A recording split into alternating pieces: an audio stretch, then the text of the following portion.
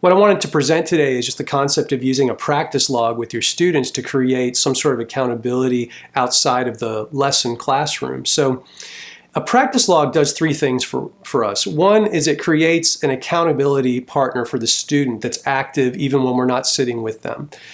The second thing it does is it creates positive reinforcement for the student by allowing them to see what progress they've made over time when they can refer back to their practice log and see, oh, look at all the things I've worked on. I've really done a lot more than I even realized. There's a benefit from having that positive reinforcement.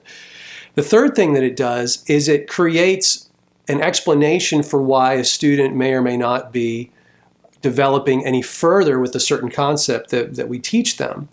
If 3 months go by and our student isn't any better with their left-hand technique than they were at the beginning, and you look at their practice log and discover that only a total of 2 hours was spent in that 3 months' time working on those specific technique exercises, it's easy to put 2 and 2 together and see, well, this explains why you're not making more progress. There's not enough time being invested. Now, I've created a practice template that I'll share with you, and there's a link below this video that you can download it from. What you'll notice when you take a look at this practice log template is that across the top I have listed the 7 main core competencies that I look at as classifying any exercise that you would assign. The first one is technique, and technique has everything to do with how the hands are operating the instrument, the tactical nature of playing, overcoming any challenges in synchronization between the hands. A second competency is the reading competency,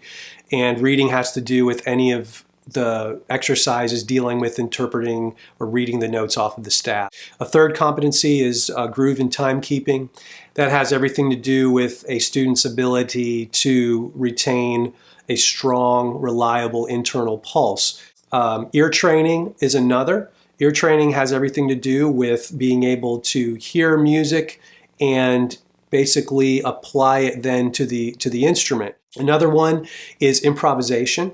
And a lot of players and teachers sometimes make the mistake of assuming that improvisation has only to do with soloing. But improvisation is not just solos, it's things like fills, transitions in between sections of songs, anything like that that can be creatively influenced in a spontaneous fashion. Another competency is applied harmony and theory, and that is taking the actual math of the music and applying it to your specific instrument. And then the last one is styles and repertoire. Learning songs for accomplishing familiarity with a particular genre, or just learning a series of etudes, any collective set of pieces or works. And then the last thing, it's an 8th competency, and it's kind of not really one, but I kind of add it to the list because it creates incentive for the student, and that is what I call playtime. And playtime is just time reserved for just relaxing and having fun on the instrument. And this is the student's opportunity to just noodle around or play along with their favorite songs. It's important to look at this again as a fluid document. It can be changed, simplified, or made more complex. Feel free to take this, turn it into your own. I just wanted to give you some sort of general example.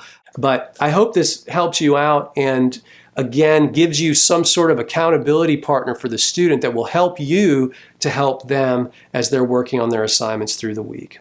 Once again, I'm Adam Nitti, and thanks so much for checking out this video.